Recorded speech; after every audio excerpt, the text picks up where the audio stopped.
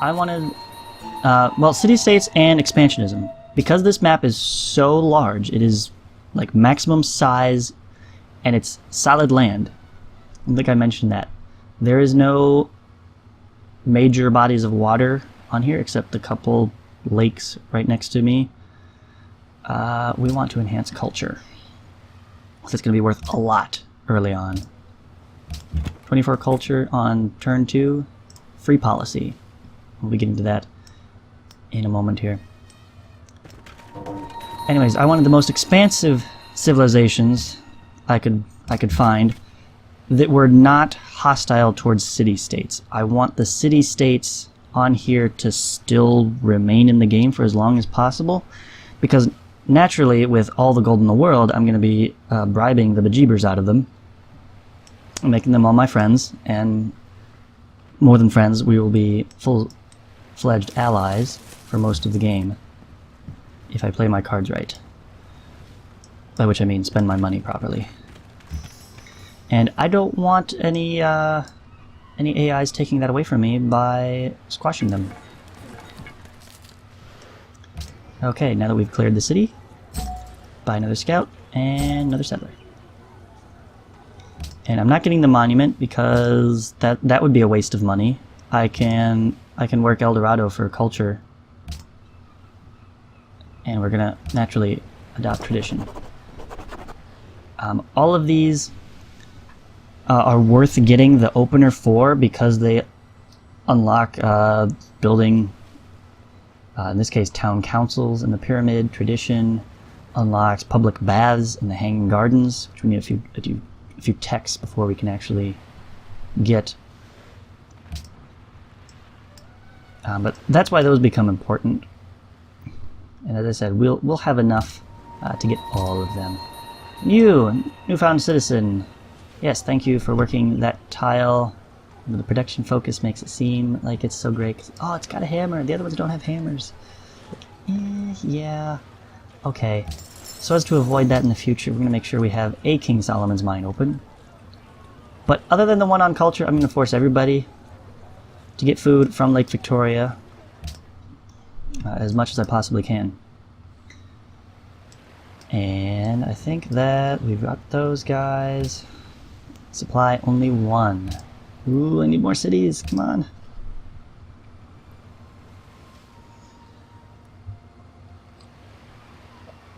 My other goal for this game is to build all of the wonders. We are going to be super duper wonder hogs. If it didn't occur to you before, I think if you think about it, you'll see that that's totally plausible with this setup.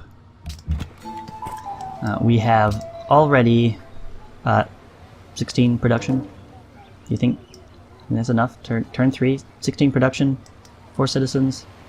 I think that's doable. Again, I don't have anything really to put that production towards that's that useful, unfortunately.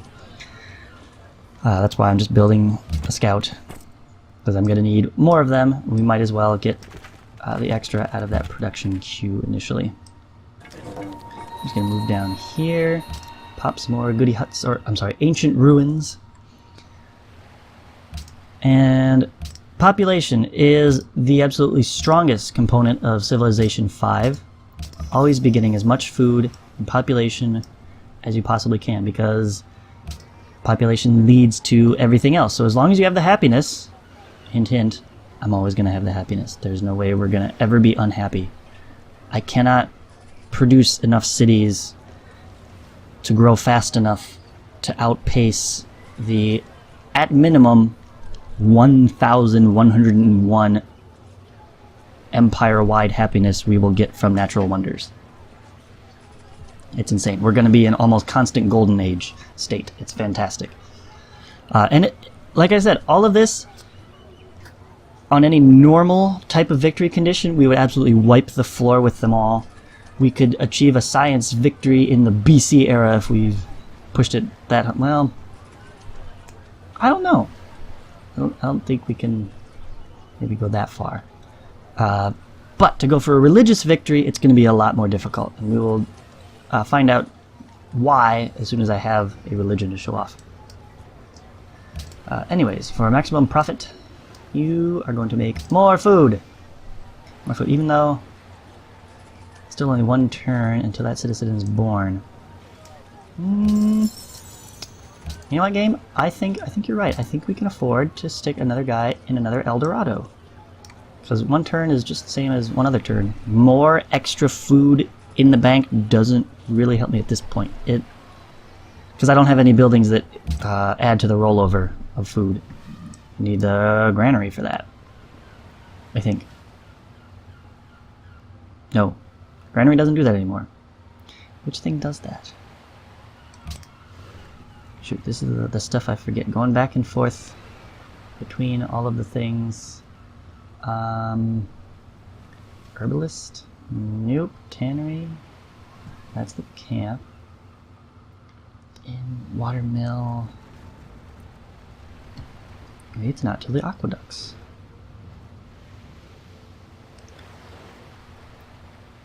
Carpentry, olive press, hanging gardens, courthouse.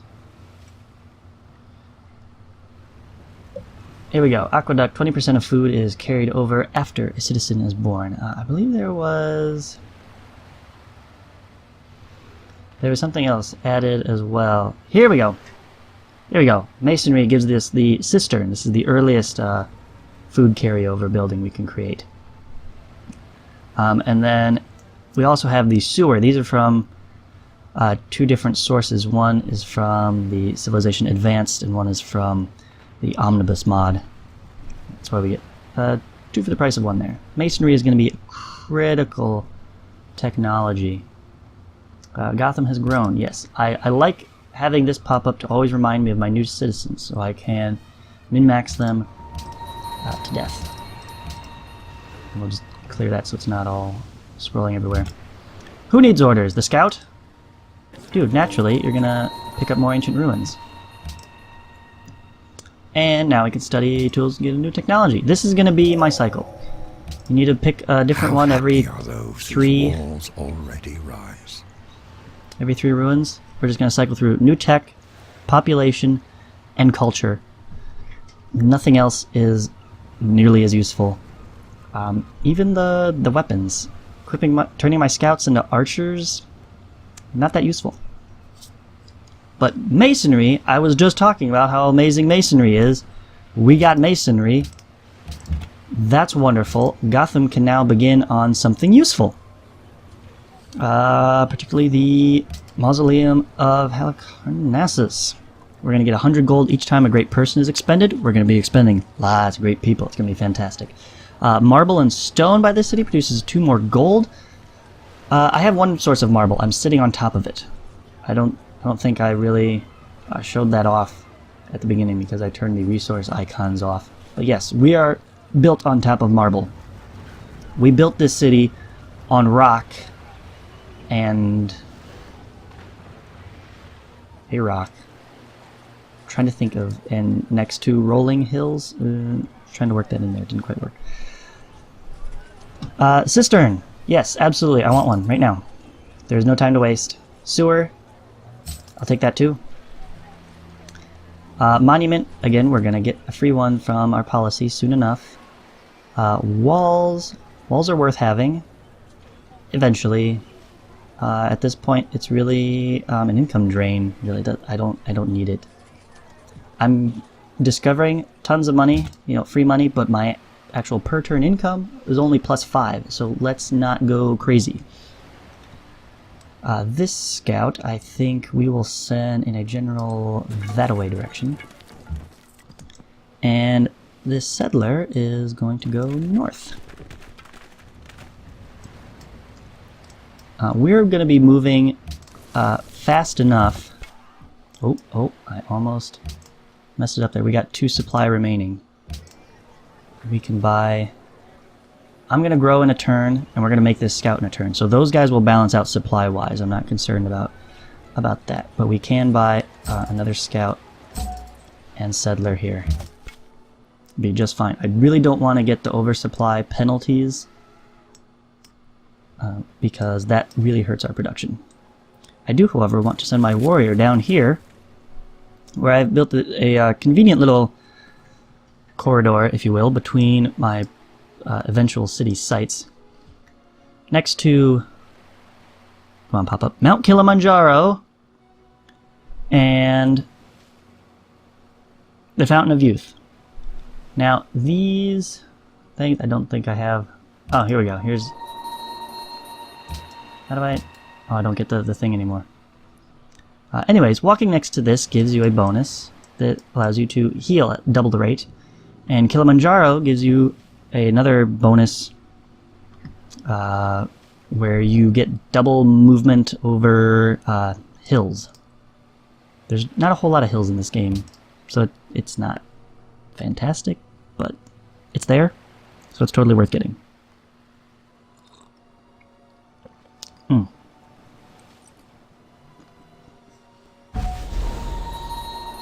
Natural Wonder! Rock of Gibraltar. Very good. This is one a lot of people think, it's not that great. It's not a very high-powered one, because all it provides is the food. 2 food is enough to sustain the citizen working it. So what you get is a free 5 gold per turn, effectively. Which is not awful, but really more food, or straight out production, or straight up science, or lots of other things are just more useful because they're more direct. Gold doesn't translate into, say, science the way food translates into literally everything. So, here's the site of our second city. It is, of course, surrounded by a little bit of everything. And it looks like we happen to luck out once again with our settler discovering a crudely drawn map of the surrounding area. Giving us all the pop-ups ever, my goodness, but it does give you a good idea of the lay of the land here. Fantastic. Oh, I love all those 500s. All the money. Look at that. We can buy anything we want. And I will be buying, like I did in Gotham, we'll be buying up all of the starting buildings in these first couple of cities, because we can afford it. I have once tried to literally buy everything in every city. Once we start sprawling all over the map, that's going to be a lot more difficult to do, even with my insane income. And yes, I will be setting the scouts to auto-explore soon enough. I just want to manually get them pointed in different directions so they're not overlapping each other too much. Which reminds me, I'm going to need yet another one headed in this direction. And you can head in that direction. Open up this corridor. And warrior, go around, and you'll just be kind of fog busting, I suppose.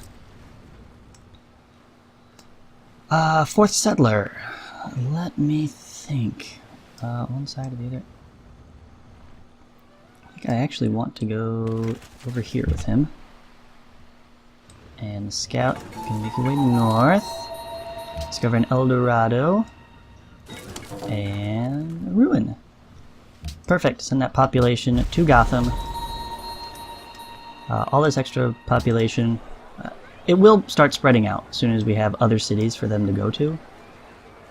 We definitely want that. And I think that. Or do we? No, you know what I want to do? We're going to get the sea resources, because those are going to take forever for the culture to automatically decide it actually wants them. And we are going to send you to the Great Barrier Reef, which produces 4 science and 5 food, 2 hammers, a little bit of everything. I absolutely love the Great Barrier Reef. I would use more of them on this map if it wasn't for the fact that they're, you know, water-based and impassable, and it really makes things difficult to get around. But lovely, lovely resource right there. Alright, so that's Gotham's citizens. Build that mausoleum in... Oh, right, we are building a mausoleum. Do we take 2 turns to cut this down to 6? Yeah, that's worth doing. That's worth having. Its particular bonus, again, not fantastic. the extra merchant point and gold per turn. We're not going to get a great person for a while. Well, besides our great prophet. I guess this will be after the great prophet, unfortunately. Unless we get really unlucky. It is a random chance as soon as you reach your total faith amount for the great prophet. It's just random whether or not you get him each turn. So maybe we'll have him after the mausoleum. I would rather have him sooner, just to get that started. Yeah, 6 turns for that. But the extra culture point is going to be great. I really want that extra culture point. We want to get policies as quickly as... Oh, we might as well. This is going to delay our free stuff.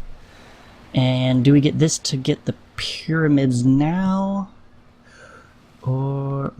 decisions. This is where the min-maxing comes in. It's like, okay, none of these are bad choices. But one of them will technically get us closer to our goal than the other. And I'm not really sure which. Again, opening this gives me access to the pyramids. The town council is a fantastic building, by the way. Absolutely wonderful.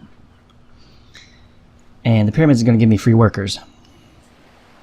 And then the coffee house may be built. That's free luxury, but much further down the line.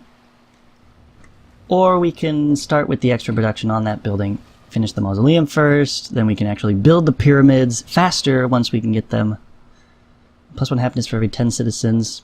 That helps offset the large cities, which we're going to have a lot of. Again, happiness, not really an issue, but it gets us, the more extra happiness we have, the sooner and we get golden ages, and then the more production and culture and everything we get. So yeah, actually having more happiness is still a good thing.